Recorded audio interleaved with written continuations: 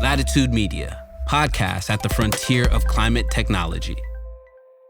I'm Shail Khan, and this is Catalyst. You're starting to get, 30 to 50 gigatons of CO2e over the next 20 to 25 years. And that's a big number, right? Like It's a huge number. I don't remember the number offhand, but that's on the order of aviation, right? It's about the same. It is. You just think about it, if you get it down to a U.S. context, just the residential sector in the United States is, the equivalent of 1.7 million cars on the road annually. So they are big numbers. This week, the greenhouse gases that are 2,000 times more potent than CO2. We're talking refrigerants.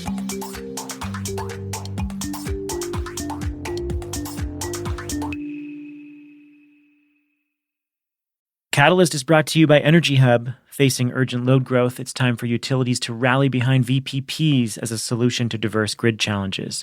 Energy Hub helps utilities quickly scale VPPs to manage load growth, maximize the value of renewables, and deliver flexibility at every level of the grid. How do they do it? Energy Hub's software and services enable grid-aware VPP management across distributed resource classes through a best-in-class Edge DERMS platform. Accelerate a reliable, affordable, and decarbonized energy system today at energyhub.com. Artificial intelligence is one of the biggest stories in energy right now, from the AI-based solutions for the grid to the unprecedented load growth caused in part by the AI boom.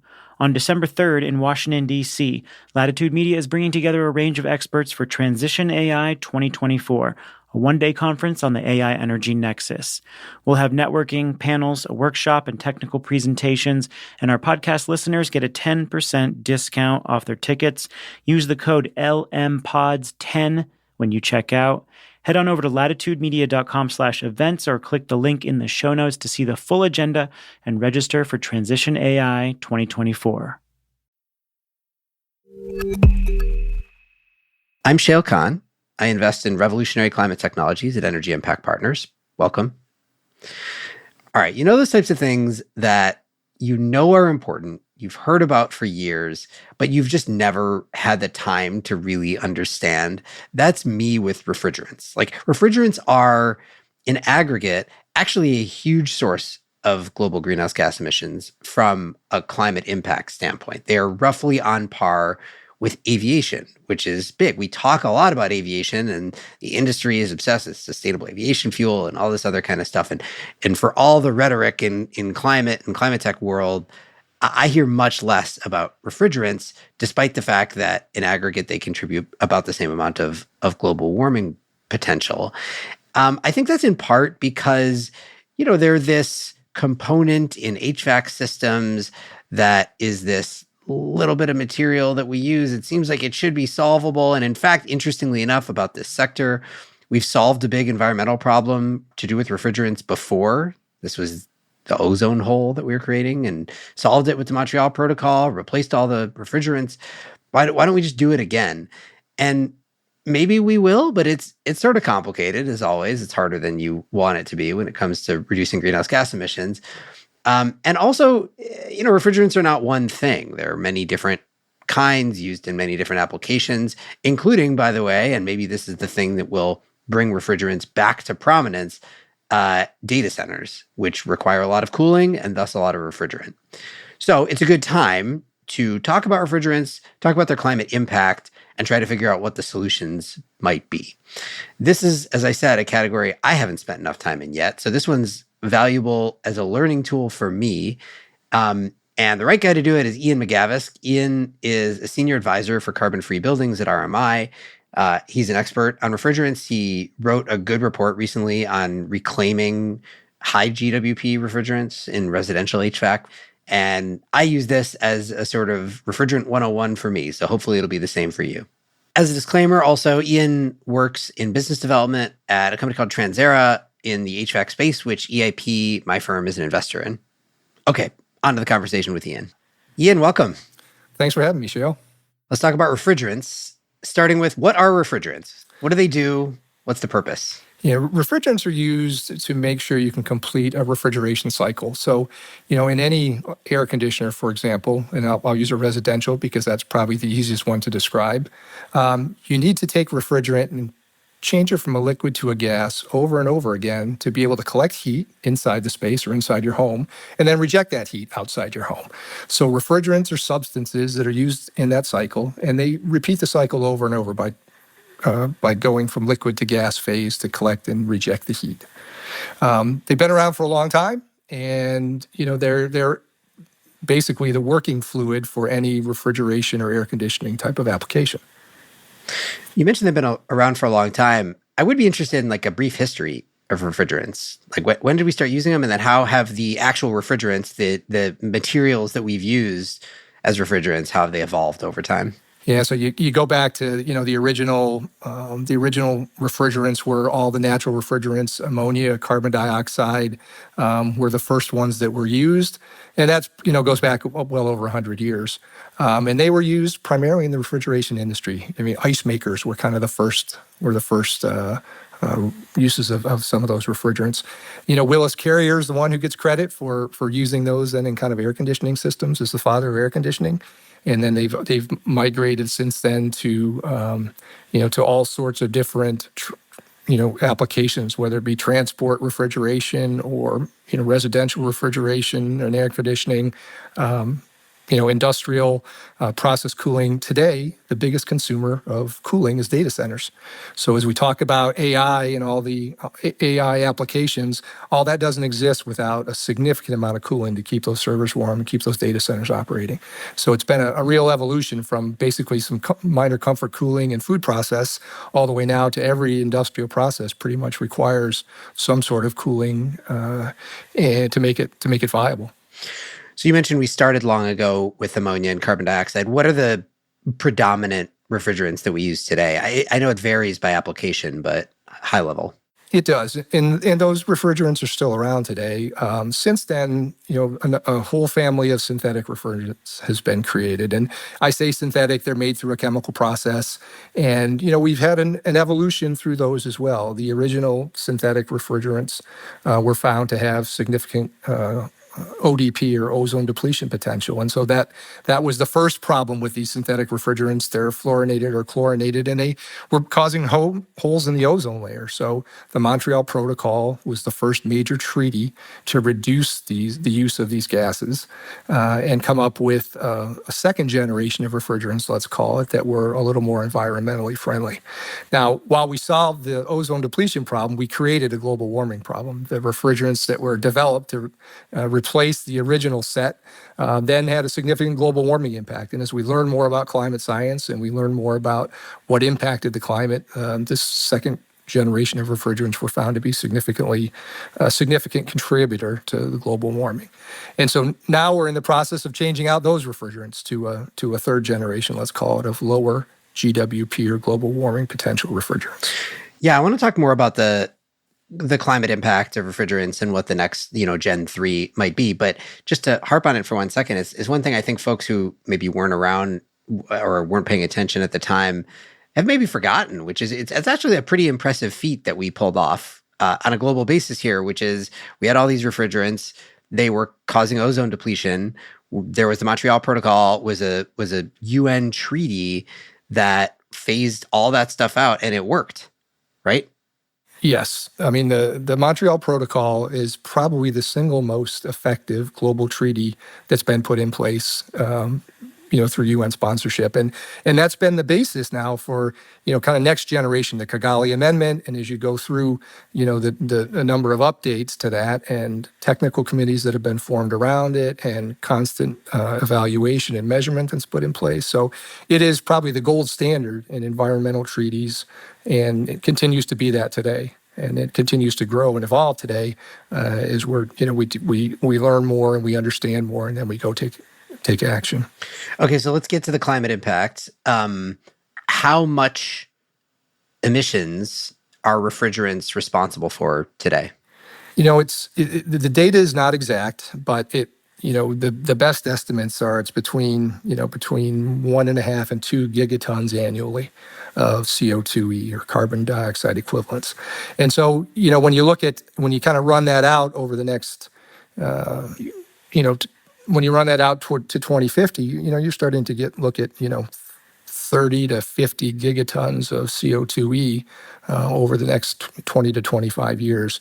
And, if we got that target 1.5 degrees C, that can't be met without dealing with this refrigerant issue and being able to minimize the impact of refrigerants on the environment. And that's a big number, right? Like I don't remember the number offhand, but that's on the order of aviation, right? It's about the same. It is, yeah. And you just think about it, if you get it down to a U.S. context, just the residential sector in the United States is, the equivalent of 1.7 million cars on the road annually. So they are big numbers. And that's just the direct portion, right? Which we kind of put refrigerant emissions into the direct and indirect categories.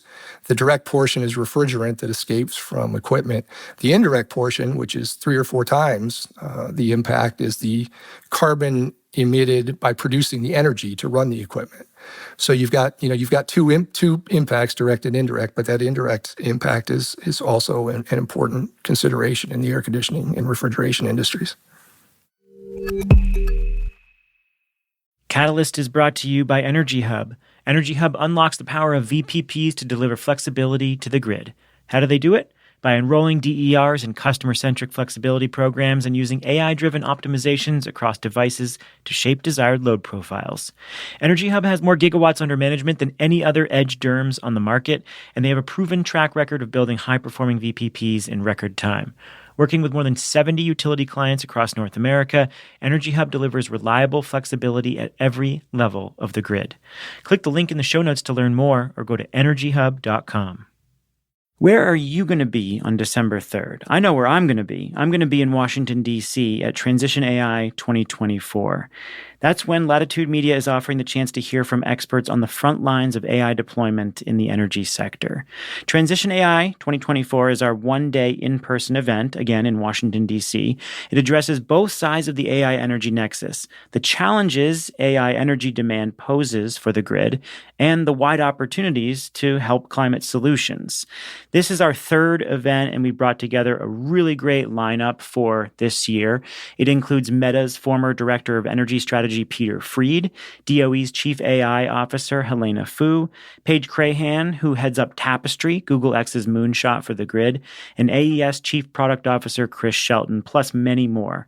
And our podcast listeners get a 10% discount. Use the code LMPODS10, that's Latitude Media, LMPODS10, when you check out.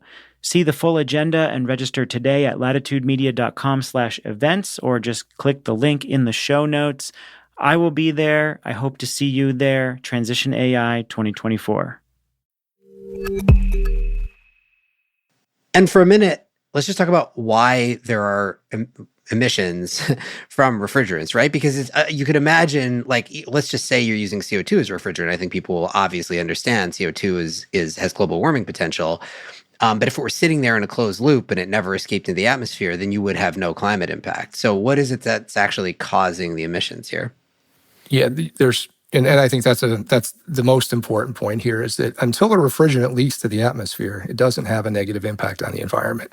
So if you could, in an ideal world, if you could keep all the refrigerant in the piece of equipment that it was designed to operate with, and then recover that refrigerant at the end of life, and then either properly recycle it or destroy it, you really don't have any environmental impact. So all this impact that we're talking about, this 1.5 gigatons annually, is coming from that refrigerant being released into the atmosphere, either intentionally by technicians who are unaware or untrained, or unintentionally by equipment that fails and then releases the refrigerant into the atmosphere.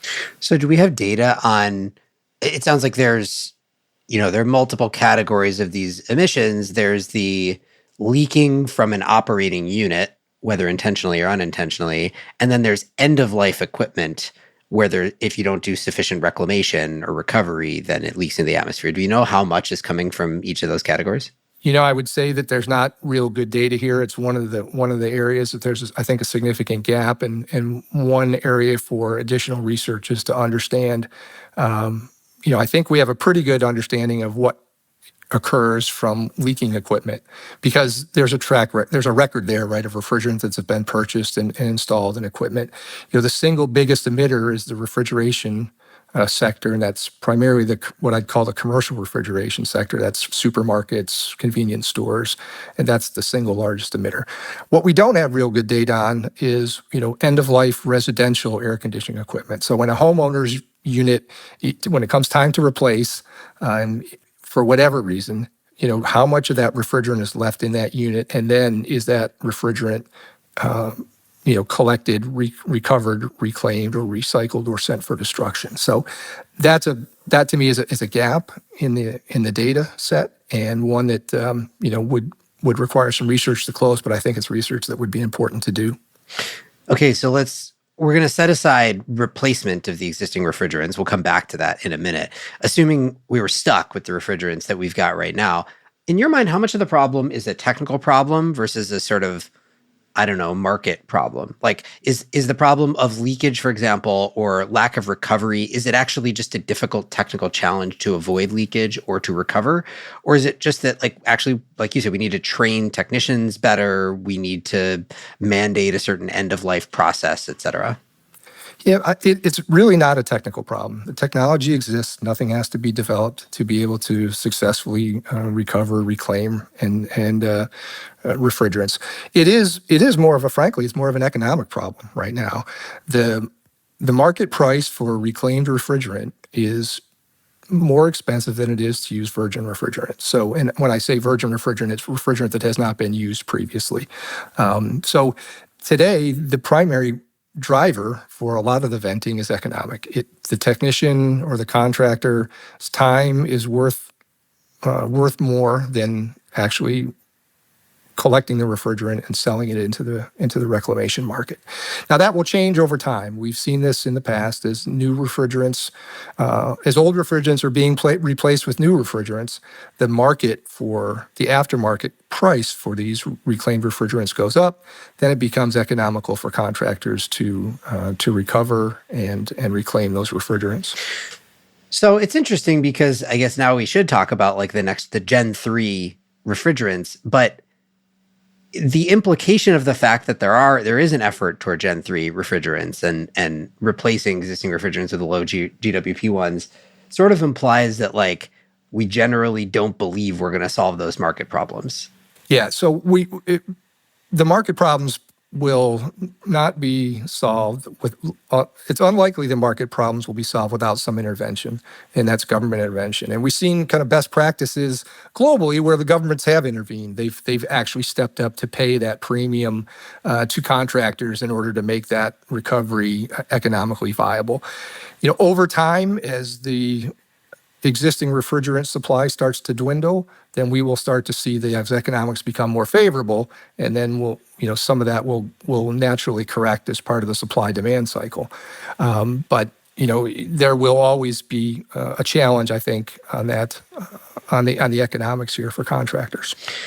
Okay, so talking about lower GWP refrigerants for a minute. I guess the one thing we didn't talk about is what is the GWP of the existing refrigerants? Because I mentioned it's in aggregate, it's about the same global warming potential as aviation. But of course, it comes in a very different fashion, which is that aviation has way, way, way more volume of emissions, but it's emitting CO2, whereas refrigerants, way, way, way, way, way lower volume, but extremely high GWP.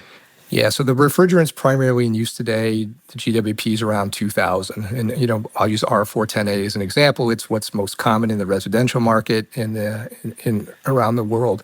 And so the GWP there is roughly 2,000. So the replacement refrigerants, kind of for this round of replacements, going to R454 and R32 are in that 600 to 700 GWP range. So this is a transition, but it's not the last transition. There are another set of replacements or transition that we're going to have to go through to get to what's known as the ultra low GWP refrigerants. And there we're down into single digits, right? Where a pound of refrigerant is about equal to a pound of CO2 from an equivalency standpoint. So this is kind of the second transition. There's going to be one more, and the best practices we develop today will help us when we get to that third and final transition when we go to the ultra-low GWP refrigerants. Okay, so let's talk about the most promising next generation low GWP refrigerants. What are they? And I guess the other question here is what is the challenge with introducing new refrigerants? What are the metrics that determine whether they are good or not? My lens for this is kind of from a product developer. And so we use refrigerants in our applications. And when we evaluate refrigerants to put into new pieces of equipment, we look at a couple of things. But the two primary, I'd say three primary considerations are: one, how does it perform in the equipment? Is the equipment more efficient or less efficient when you transition to refrigerants? And as we talked about earlier, 80% of the CO2 impact from a piece of equipment is that energy efficiency, or the energy that's created to run the equipment. The other 20% comes from the refrigerant. So when we evaluate refrigerants, the ability to operate very efficiently is probably the number one impact, or the number one metric that we look at. The second thing we look at is safety. Is there a safety concern? Is the refrigerant toxic? Is it flammable?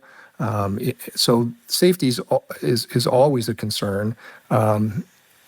Efficiency, I would say, is what we start with. Then we look at safety. And then the third thing is it available in the market? Are there ample sources? Does that mean the price is lower or higher? Now, different refrigerants operate better in different applications. So if you look at, really low refrigeration temperatures, so things for fast food freezing or food processing, ammonia is an ideal refrigerant for those kind of applications.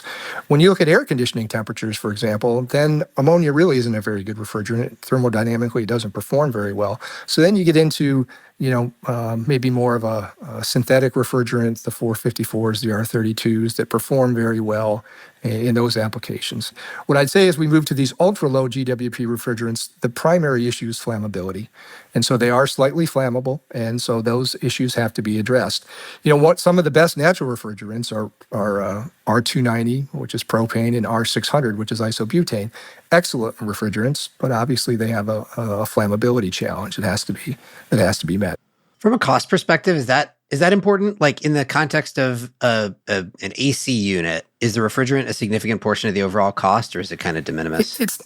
It's not a significant portion of the cost. I think what the cost reflects is how available it is in the market. So, you don't want to put equipment into the marketplace, and then there's an aftermarket requirement, right? A unit does leak, and you need to get refrigerant. Is it readily available so that you can get customers and back online quickly? So I think the cost is more a reflection of availability, but no, it is not really a significant cost driver in the cost of the equipment. So where are we in the adoption of these new low GWP refrigerants at this point? So we're going through a transition right now, kind of as we speak. The first of the year, R410A, which is kind of the most common refrigerant used in the commercial refrigeration residential markets, won't be available to ship in new equipment. And so as we're going to go through a couple years here as we transition out of one of these, 2,000 GWP refrigerants down to these 600 or 700 GWP refrigerants. We're going to see this market dynamic now of the only, there will be a phase down in what is available to be produced. So the manufacturers have been set limits as part of the AIM Act. So there will be a decreasing supply of refrigerant available for people who have R410 in their residential units, for example. And so that will, by 2030, the source of refrigerant for service will have to come from reclaimed and recovered refrigerant. That will have to be the primary source as these manufacturing quotas go down year over year. Who are the major players here? I mean, is it, so we have obviously the HVAC OEMs, companies who make the air conditioners and so on, cooling systems for data centers, whatever it might be. Are they producing their own refrigerants? Are they buying refrigerant? No, they buy refrigerant. So I'd say there's kind of three parts to this market, right? There's the large chemical companies who produce the refrigerants. There's the air conditioning and refrigeration OEMs who use the refrigerants in their product. And so they design product to operate with these refrigerants. And then there's the service side of the business, once the equipment's installed. So those are contractors and refrigerant reclaimers who service the equipment, who will actually take the equipment, take the refrigerant out of equipment at end of life and get it into either the reclamation cycle or the destruction cycle, depending on on what the use for that refrigerant is, or what the state of it is when it comes out of the equipment. So, again, three primary parts of this. One, there's a refrigerant manufacturer. Two, there's the OEM who uses the refrigerant in their device. And then third, there's the service side of this, which takes care of the equipment after it's installed. I know one other component to throw into the mix here, at least in some places, is PFAS, forever chemicals, as they're called, which I think is an issue with some of the newer refrigerants. It is, and it is going to impact the transition to the ultra-low GWP refrigerants. In Europe, for example, they are moving back towards, I shouldn't say back towards, they are moving towards natural refrigerants. So, propane and CO2, because they are restricting the use of these ultra-low GWP refrigerants because of the PFAS concerns. So it is going to be a variable in the refrigerant transition as regions of the world deal with the PFAS issue. It will impact the transition to ultra-low GWP refrigerants. All right. Well, so I guess to wrap it up, what is your level of optimism here? I mean, in some ways, relative to a lot of the big thorny climate challenges that I talk about, this one feels surmountable. We've done it before in the sense that we've replaced a bunch of refrigerants with a bunch of other refrigerants that have lower environmental consequences. This sounds like we're making progress here, and there's a bunch of new refrigerants that have some issues to work out, but real promise that are lower GWP. So should I be considering this like, not a solved problem, but we're on the path toward it, or is it harder than that? I think that's a good question, and I think I'm not optimistic. The technical solutions are all there. New refrigerants have been developed. Product to use the new refrigerants have been developed. But this transition phase, what we really have to focus on is making sure we recover as much of the refrigerant that's out there being used today as possible. What we really can't afford to happen during this transition period, and when I say the transition period, say 2025 to 2040 or 2050, we can't allow all the refrigerant that's in use today to be vented and to be released to the atmosphere. That will be an environmental disaster. And the reclaim rates are very, very low. And that's for economic reasons we talked about briefly. That's for training reasons. That's for awareness reasons. So, I would encourage any homeowner who's having a piece of equipment replaced to make sure their contractor, comes and reclaims and recovers the refrigerant. That refrigerant recovery is the first step from a piece of equipment that's being replaced or a piece of equipment that's being serviced. But it's critical that we recover and either reclaim or destroy the refrigerant that's out in the field today being used in this equipment. Because if we don't, the impact is going to be with us for hundreds of years. Right? So that's the part that scares me. That's the part I worry about, is this refrigerant recovery during this transition period. All right, Ian, this was illuminating. Thank you so much. All right, Shay, I'm glad to do it, and thanks for having me. Ian McGavisk is a senior advisor for carbon-free buildings at RMI. This show is a production of Latitude Media. You can head over to latitudemedia.com for links to today's topics. Latitude is supported by Prelude Ventures. Prelude backs visionaries accelerating climate innovation that will reshape the global economy for the betterment of people and planet. Learn more at preludeventures.com. This episode was produced by Daniel Waldorf. Mixing by Roy Campanella and Sean Marquand. Theme song by Sean Marquand. Stephen Lacey is our executive editor. I'm Shayle Khan, and this is Catalyst.